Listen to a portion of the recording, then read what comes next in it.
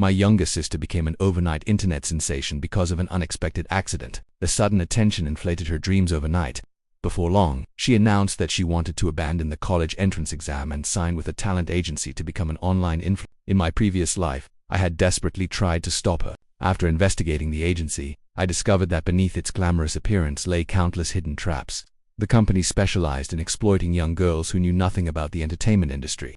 Contracts were unfair, opportunities were scarce, and most of the girls who joined ended up discarded after being squeezed dry of their value. Because of that, I spent days persuading my sister to stay in school. I explained the risks. I analyzed the pros and cons. I even argued with her until my throat went hoarse. Eventually, she listened. She gave up her influencer dream and took the college entrance exam. But after the exam ended, several girls who had risen to fame alongside her actually became major internet celebrities. One after another, they appeared on trending searches, brand deals, commercial endorsements, millions of followers, luxury lifestyles. Meanwhile, my sister entered college and gradually faded into obscurity. Every day she watched those former peers become more famous. In her eyes, many of them were less attractive than her, less talented than her, less capable than her. Yet somehow they had everything she wanted. The jealousy inside her grew like poison. Year after year, it fermented into hatred. Until one day, during the birthday party I had carefully prepared for her, she pushed me from the rooftop of a high-rise building.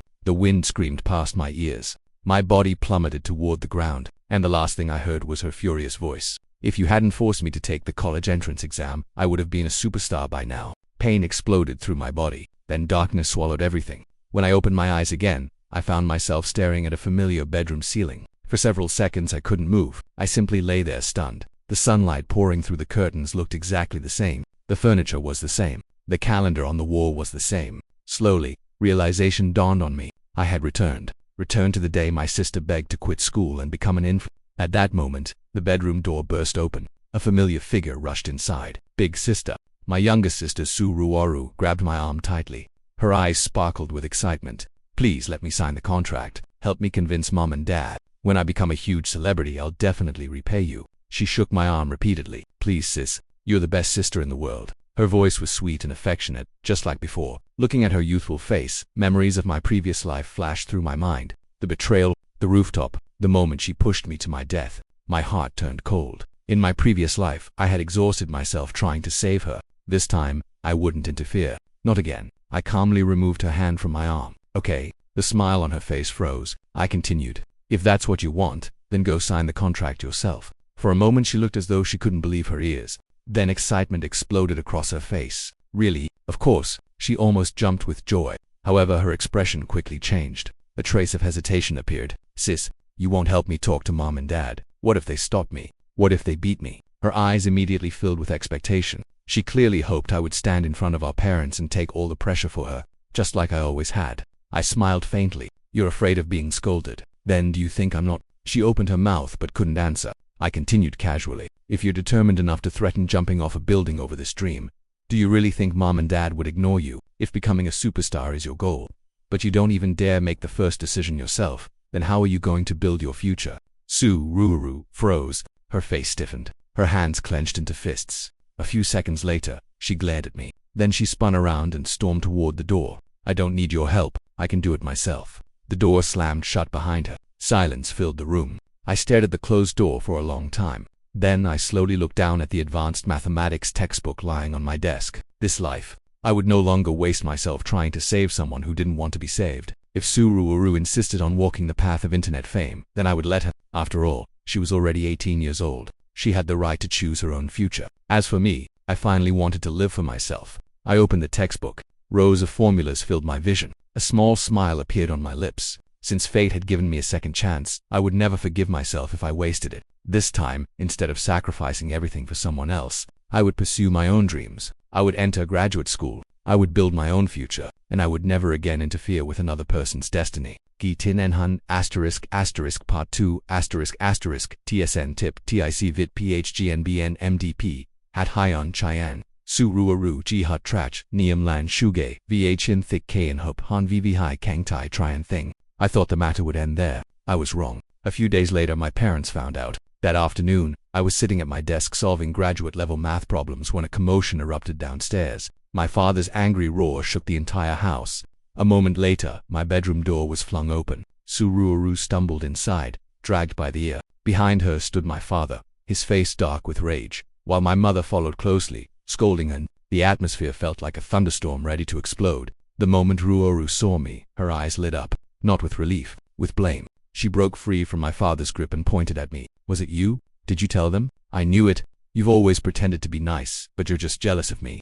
Her accusation came so suddenly that even my parents froze. Then my mother frowned. What does this have to do with your sister? It was one of your classmates who came to tell me. Do you know how shocked I was? You want to skip the college entrance exam and become some internet celebrity. My father's expression grew colder. Your homeroom teacher already called me. What exactly are you trying to do? But instead of feeling guilty, Ruoru shot me another resentful glare. It was as if everything was somehow my fault. My mother noticed immediately. The anger in her voice sharpened. Why are you staring at your sister? She doesn't even know what you're doing. You always blame her whenever something happens. Then, to my surprise, my mother's attention shifted toward me. And you knew about this, didn't you? Why didn't you tell us? The familiar accusation landed exactly where I expected. In this family, whenever Ruoru caused trouble, I was always held partially responsible. I was the older sister, the one who should have stopped her, the one who should have known better, the one expected to clean up the mess. In my previous life, I would have immediately defended myself. This time, I didn't. I simply looked at Ru. She met my gaze for a second before looking away guiltily. Yet she still stubbornly said, "You told me it was okay. I only listened to you." A bitter smile almost escaped my lips. Even now, she was trying to push the blame onto me. Calmly, I closed the textbook in front of me. Then I spoke softly. I knew she mentioned it, but I didn't think she was serious. I thought she was joking. Everyone in this family knew Ruoru's personality. She often made dramatic declarations only to abandon them days later. I lowered my eyes and sighed. Besides, could I really stop her if she had already made up her mind? My voice carried just enough disappointment and helplessness to sound sincere. The room fell silent. For the first time, neither of my parents immediately blamed me. I picked up a graduate school application form from my desk. Recently, I had been spending nearly all my time preparing for entrance exams. I glanced at it and added, "I've been busy preparing for graduate school." I wasn't paying attention.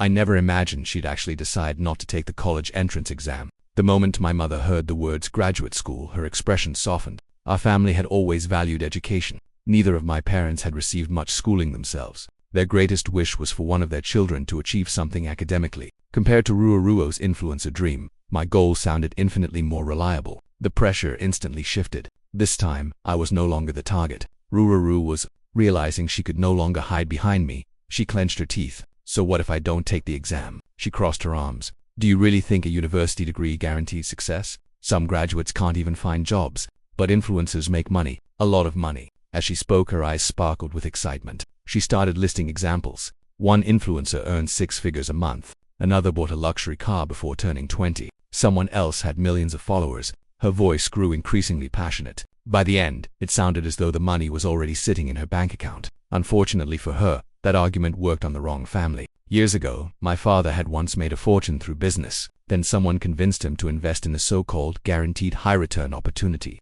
They promised incredible profits. He believed them. He invested everything and lost it all. Overnight, our comfortable life collapsed. Since then, my mother had hated every scheme that promised quick wealth. In her eyes, honest work was the only dependable path. Hearing Ruoru talk endlessly about money made my mother's face turn red with anger. Money, money, money. What happens when people stop watching you? What happens when the trends move on? How will you survive then? But Ruoru only lifted her chin proudly. The confidence in her eyes bordered on arrogance. You don't understand. I'll definitely become famous.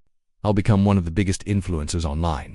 A superstar. A top celebrity. When that happens, money will never be a problem. I silently watched her. Objectively speaking, Ruoru was pretty. More than pretty, actually. She had delicate features, bright eyes, and the kind of youthful charm that attracted attention.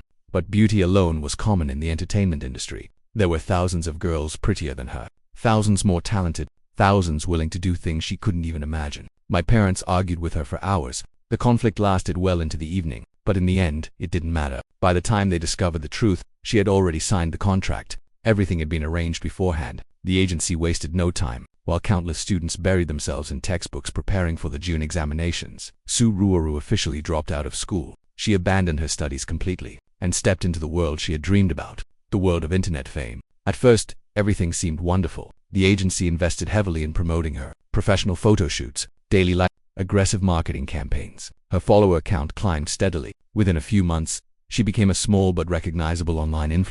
The transformation was dramatic. She spent most of her time live streaming from her room. Her wardrobe changed completely. The simple clothes she once wore disappeared. In their place came flashy outfits, expensive accessories, and heavy makeup that sometimes made her almost unrecognizable. Every time my mother saw her, she became so angry her hands trembled. My father sometimes avoided coming home early. The constant arguments were raising his blood pressure, but Ruaru only laughed. "You people are so old-fashioned." She tossed her hair proudly. "I'm an influencer now. You just don't understand modern society." Then she pointed at the dinner table. "If I'm working this hard, shouldn't the food be better?" I nearly laughed. Before my parents could respond, I calmly looked up from my book. "I haven't seen you contribute a single dollar to the household, and yet you're making demands already." Ruaru smirked. The smugness on her face was impossible to miss. "You don't know anything. Right now I'm the hottest topic online. My fans are everywhere. As for you," she glanced at my textbooks, "you can keep hiding behind your boring books." I simply returned to reading,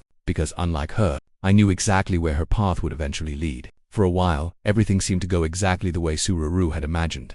Her follower count kept growing. Brands occasionally sent her products. Fans flooded her live streams with compliments. The agency promoted her aggressively, packaging her as a sweet, innocent young beauty with limitless potential. Every day, she spent hours online, smiling at the camera, accepting gifts from viewers, and basking in the attention she had always craved. The praise fed her ego, the traffic fed her ambition, and the fame convinced her she had made the right choice. Whenever she walked around the house, her chin seemed permanently raised. She spoke as though she were already a superstar. To my parents, however, she looked like a stranger. The daughter who once wore a school uniform now spent her days covered in heavy makeup. The girl who used to study at the dining table now barely touched a book. Arguments became a daily occurrence, but Ruaru no longer cared. In her mind, she had already left us behind. Then the scandal arrived. It started quietly. A few photos surfaced online showing Ruaru spending time with a wealthy man. At first, nobody paid much attention. The entertainment industry was full of rumors, but as more pictures appeared, people began to notice something. The man was 39 years old. Ruaru had only recently turned 18. There was nearly a 20-year age gap between them. Worse still, her youthful appearance made the difference seem even more extreme. The internet exploded. Discussion forums filled with arguments. Comment sections became battlefields. Some defended her. Many criticized her. Others mocked her openly. The agency attempted to spin the situation into a publicity opportunity. They portrayed the relationship as a passionate romance.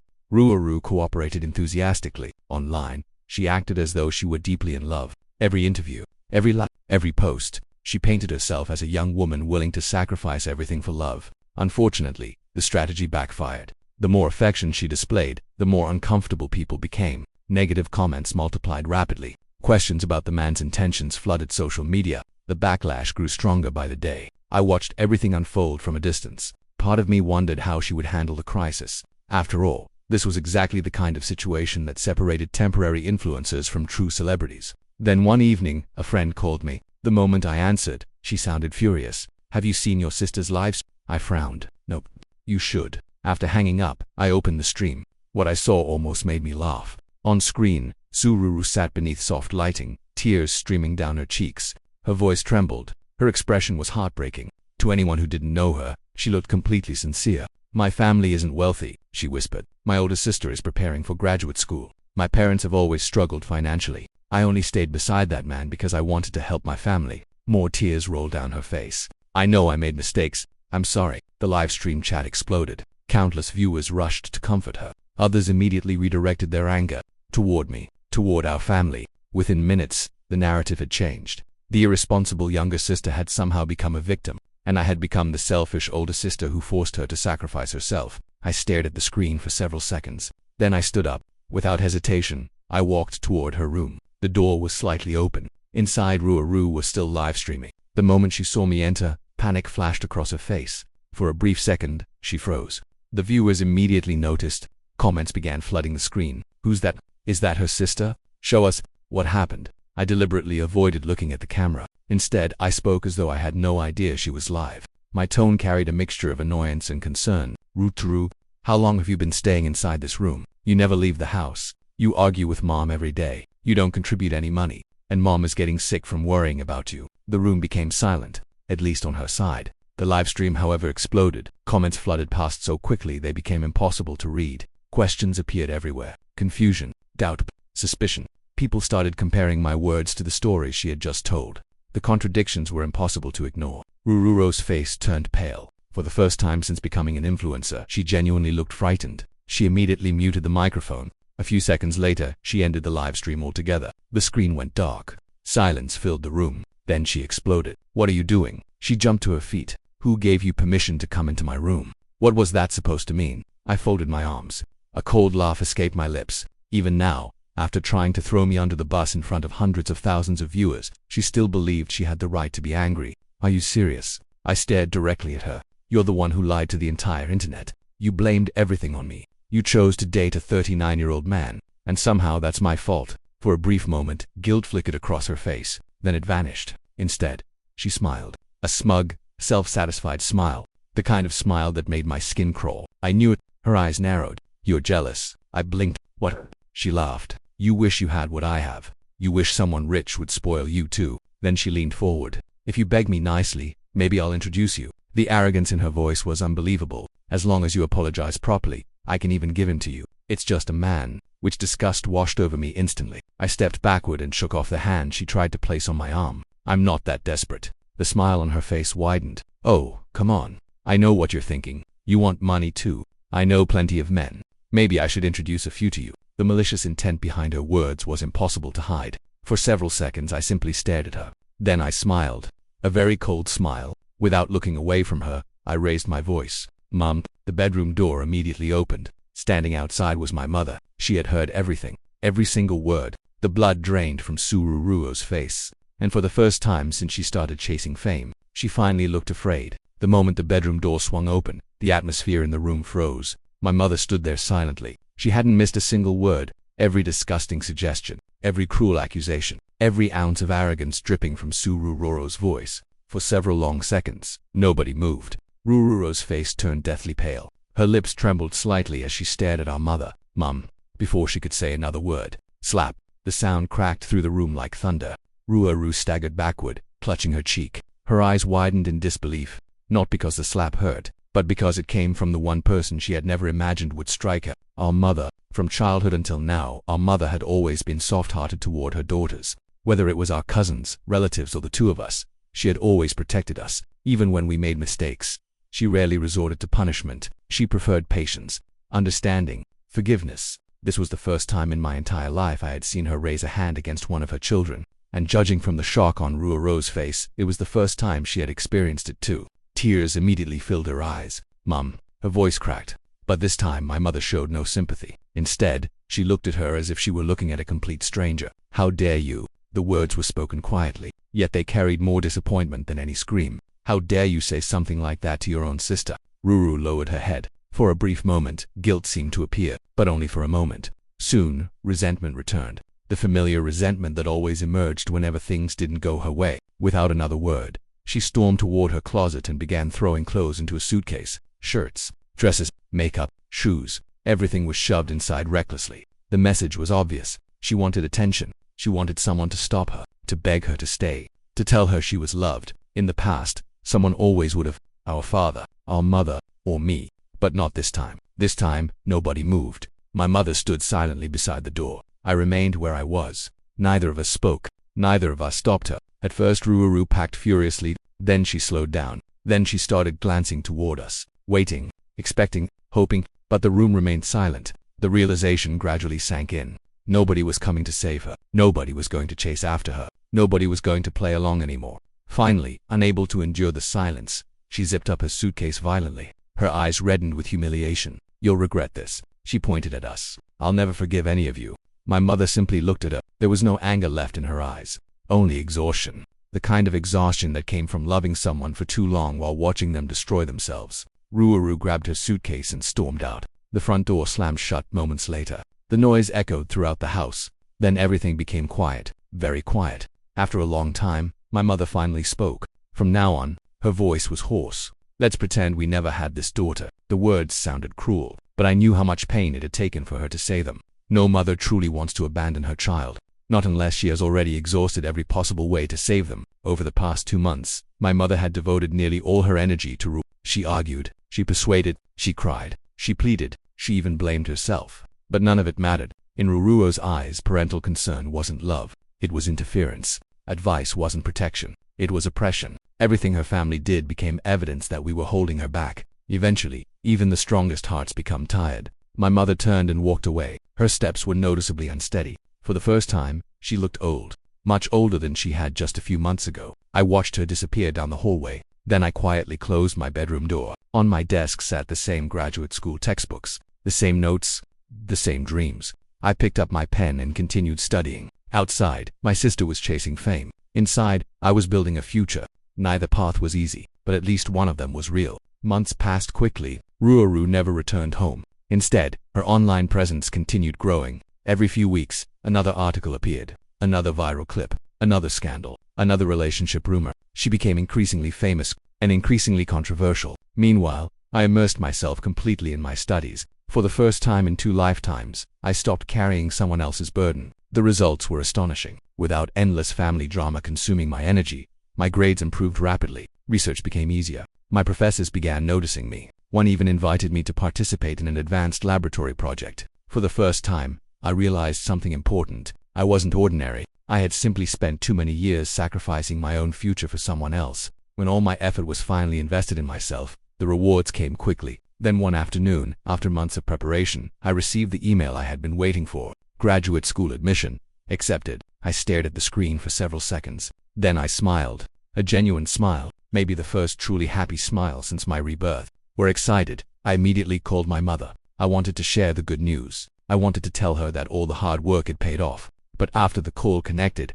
I heard something unexpected. My mother's exhausted voice. And the news that shattered my excitement. Your father. She paused. Your father was hospitalized. My heart skipped a beat. What happened? Silence lingered for a moment. Then my mother answered. His leg was broken. The smile disappeared from my face instantly. I grabbed my coat and rushed home. And what I found waiting there was something I never could have imagined. Rebirth. My sister wanted fame, so I let her have it. Part 5. I rushed home as quickly as I could. The moment I opened the front door, my heart sank. My father was lying on the living room sofa. One of his legs was encased in a thick cast from thigh to ankle. His face looked several years older than when I had last seen him. The normally proud man now appeared fragile and exhausted. For a moment, I simply stood there, unable to speak. My father had always been stubborn. Even after losing most of the family's savings years ago, he had never allowed himself to look defeated. Yet now, that stubborn strength seemed to have vanished. My mother sat quietly beside him. The exhaustion in her eyes was impossible to hide. Only after I sat down did she finally tell me what had happened. After Sururu left home, my father had become furious. Not at us, at my mother and me. He couldn't understand how we could simply let her leave. She's still our daughter. He had shouted, how could you let her face the world alone? Unable to sit still, he started searching for her himself. At first, he only wanted to make sure she was safe, but eventually he found her. Unfortunately, what he found nearly broke him. One night, he saw Ruru leaving a bar with a middle-aged man. The two were wrapped around each other intimately. Ruaru was visibly drunk. The man had his arm around her waist. They looked more like lovers than anything else. My father lost control. He rushed forward and pulled her away. An argument broke out, then a fight. The situation escalated rapidly. Soon the police were involved. The entire incident ended at the police station. By then, countless people had witnessed the scene. For a rising internet influencer who carefully maintained her image online, it was a public humiliation, and Ruru blamed my father for all of it. At the police station, she declared in front of everyone that she was cutting ties with him. Immediately, permanently, my father had been devastated, but even then, he couldn't stop worrying about her. Afterward, he secretly followed her from time to time. Whenever he saw suspicious men approaching her, he tried to intervene. Whenever he suspected someone was taking advantage of her, he stepped in. Again and again, no matter how coldly she treated him, no matter how many times she told him to stay away, he remained her father. He simply couldn't let go. Then came the day everything fell apart. My father once again attempted to stop one of the men surrounding her. This time, however, things were different. The men weren't ordinary acquaintances. They were people with connections, people who didn't appreciate interference. An argument erupted, then violence. When it ended, my father lay on the ground with a shattered leg. The attackers fled, and according to witnesses, the people responsible had been connected to Sururu. The most heartbreaking part wasn't the injury. It was what happened afterward. When my father confronted her, asking why she allowed this to happen, she showed no concern whatsoever. Instead, she coldly replied, "We already cut ties. Stop interfering in my life." Then she looked at him with complete indifference. "As for you people, you're only interested in me because I'm becoming successful. If you really cared about me, why didn't you support me from the beginning?" Those words struck my father harder than any physical blow. The room fell silent after my mother finished speaking. My father stared blankly at the ceiling. His eyes were red. For the first time, I realized something. He wasn't crying because of the broken leg. He was mourning the daughter he thought he knew. Across the room, my mother no longer looked angry. She looked empty. The fierce determination she once had to save Ruworu had completely disappeared. Something inside her had finally broken. During the following weeks, she never mentioned Ruworu again. Not once. She focused entirely on caring for my father, as though her younger daughter no longer existed. I thought the story would end there. I was wrong. A month later, Ruworu appeared at our door. Not to apologize, not to visit, and certainly not to check on the father whose leg had been broken. She arrived wearing designer clothing. Luxury accessories sparkled under the sunlight. Her makeup was flawless. Her confidence radiated from every movement. Compared to the frightened girl who had left home months ago, she now looked like someone living an entirely different life. Without greeting anyone, she threw a document onto the table. "I'm about to become truly famous." Her lips curled upward. "So let's make this official." I glanced down. It was a formal declaration severing family relations. A legally notarized statement. "If you threw me out before," she continued coldly, "don't expect me to come back later. You'll never be able to rely on me." She stood there like a victorious queen, as if she were generously granting us freedom from her future success. The room remained silent. My father looked away. My mother didn't even raise her head. Finally, I picked up the document. Ruworu smiled smugly. She clearly expected resistance, arguments, pleading, regret. Instead, I calmly signed my name. Her smile froze. For a second, confusion appeared in her eyes. I handed the document back. Then I stood up, walked directly toward her, and slapped her across the face. Crack. The sound echoed through the room. Ruworu staggered backward. Her hand flew to her cheek. Shock filled her eyes. She couldn't believe what had just happened. Neither could my father, nor my mother. I had never struck her before. Not in this life. Not even in the previous one. But this slap wasn't for me. It was for my father, for the man lying on that sofa with a broken leg because he had never stopped loving his daughter. I looked directly into her eyes. My voice was calm, dangerously calm. "Since we're no longer family," I pointed toward my father's cast. "Then the people who broke his leg can face us in court." The color instantly drained from her face. For the first time in a very long time, Ruworu looked frightened, because she finally realized something. I was no longer the older sister who would clean up her messes, and this time, I intended to make her pay. For the first time in her life, Ruworu truly panicked. The lawsuit moved forward faster than she expected. At first, she thought money could solve everything. After all, she was becoming increasingly famous online. Brands were approaching her. Her follower count was climbing every day. The agency behind her had resources, connections, and lawyers. In her eyes, defeating an ordinary family should have been easy. Unfortunately for her, the facts were clear. My father's medical records, witness statements, surveillance footage, everything pointed toward the men connected to her. The first court hearing left her visibly shaken. The second made her desperate. By the time the appeal hearing arrived, she could no longer maintain her glamorous image. Outside the courthouse, she suddenly rushed toward my father. Tears streamed down her face. "Dad, please. I didn't mean for this to happen. I only wanted them to teach you a lesson. I never thought they'd actually break your leg." For a brief moment, I saw hesitation in my father's eyes. No matter how much pain she had caused him, she was still his daughter. Still the little girl he once carried on his shoulders. Still the child he once protected from every storm. But then he looked down at the cane in his hand, at the leg that would never fully recover, and something inside him quietly died. He turned away, without a word, without forgiveness, without anger, just disappointment. That hurt far more. Seeing that her father wasn't wavering, Ruworu immediately turned toward me. Her expression changed instantly. "Big sister." Her voice became soft, pitiful, the same voice she used whenever she wanted something. "We're sisters. I know I was wrong, but we're family. When I become truly successful, won't I help you too? Can't you withdraw the lawsuit?" I stared at her. The same woman who had pushed me off a rooftop in my previous life. The same woman who blamed everyone except herself. And now she was asking for mercy. I simply tightened my grip on my father's arm. Then I walked past her. Not a single word. Her eyes darkened instantly. The mask shattered. Hatred replaced fear. "If I can't live peacefully," she shouted behind us, "then none of you will either." The threat echoed across the courthouse steps. My father stopped walking. I squeezed his shoulder. "It's okay. We have the law." At least that's what I told him. But deep down, I knew Ruworu better than anyone. She was not someone who accepted defeat. The lawsuit eventually ended in our favor. Compensation was awarded. The men responsible were punished. Yet somehow, the story never caused much discussion online. It was as though invisible hands were suppressing everything. The agency behind Ruworu still had influence. Enough to protect her reputation. Enough to keep her career alive. Soon afterward, my parents left the country. They claimed they wanted to travel. to see the world, to relax. But I knew the truth. Every day they stayed home. They were forced to see headlines about Suru, new romances, new scandals, new controversies. They were exhausted. They needed distance. As for me, I stayed behind, and for the first time in 2 lifetimes, I gave my entire heart to my own future. Days became weeks. Weeks became months. Research consumed my life. I spent nights sleeping in laboratories, weekends buried under piles of academic papers. While others chased attention online, I chased knowledge. The results surprised even me. A research project I participated in produced an innovative breakthrough. Soon after, I earned my first patent. Then another opportunity followed. Professors began recommending me for advanced research programs, conferences, scholarships, publications. Every step pushed me higher. For the first time, I realized something. The problem had never been my ability. It had been where I invested my energy. In my previous life, I spent years trying to save someone who never wanted saving. Now, every ounce of effort was invested in myself, and the rewards multiplied. Eventually, I became one of the few students selected to continue toward a doctoral degree. Meanwhile, far away from lecture halls and laboratories, Suru continued chasing the spotlight, and eventually, the spotlight began burning her alive. While I was building a future one research paper at a time, Suru was finally achieving everything she had ever dreamed of.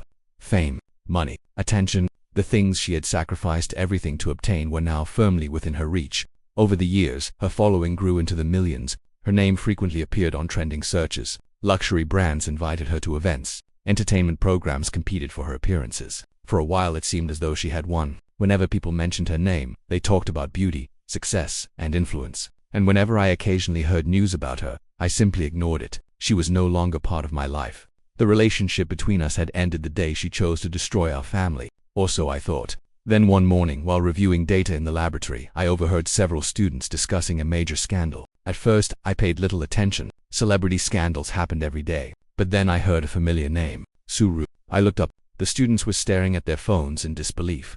The news had spread across the entire internet overnight. According to reports, Suru had been caught in bed with a wealthy married businessman. The man's wife had personally exposed everything online: photos, videos, messages, hotel records. The evidence was overwhelming. Normally, scandals like this could be controlled. With enough money and influence, most public relations disasters could be buried. But this time, things were different. The wife was not someone easy to intimidate. Instead of quietly accepting the betrayal, she launched a full-scale war. She publicly accused her husband of soliciting prostitution. The accusation immediately attracted law enforcement attention. Soon afterward, both the businessman and Suru were taken in for questioning. The moment the police became involved, the situation exploded beyond anyone's control. Reporters swarmed the story. News channels covered it around the clock. Social media erupted. Then something even worse happened. Once one crack appeared, countless others followed. Former employees began speaking out. The past associates started leaking information. Old contracts resurfaced.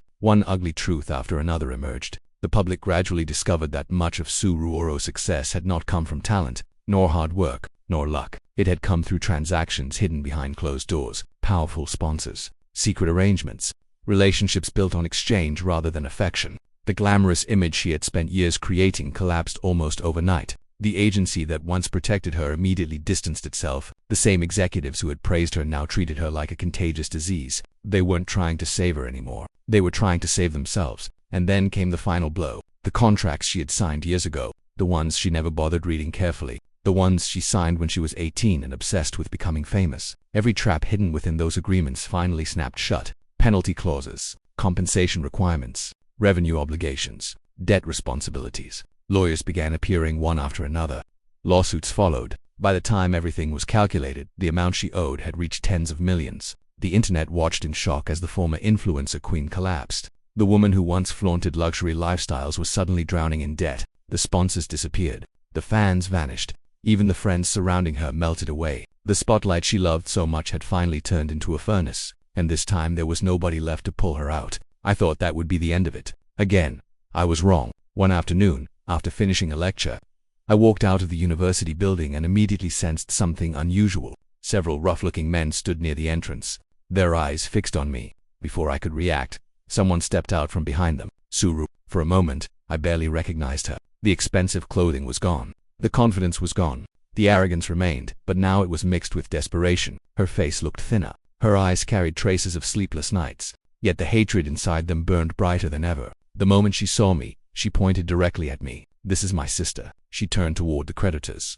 "If you want your money, ask her. She'll pay for me." The absurdity of her words left me speechless. After all these years, after everything she had done, she still believed the world owed her salvation. One of the creditors frowned. "Are you responsible for her debts?" I calmly took out my phone. Then I opened a scanned document, the notarized family severance agreement, the very document Sururu had forced us to sign years ago. I displayed it clearly. "We are no longer related. If you want repayment, talk to her, not me." The men studied the document. Their expressions immediately changed. Meanwhile, Ruru completely lost control. "No." She lunged toward me. "You have to help me. You owe me." Her voice cracked. Years of frustration poured out at once. The creditors watched silently. The students nearby stopped walking. Everyone stared. But I remained calm. For a long moment, I simply looked at her. Then she asked a question that froze me. Her voice became quieter, more desperate. "Why didn't you stop me this time?" My eyes narrowed. Only one person would ask that question. Only someone who remembered the previous life. For the first time, I realized the truth. Sururu had been reborn to... Tears suddenly streamed down her face. "In the previous life, you stopped me. You saved me. Why didn't you do it again?" The crowd looked confused.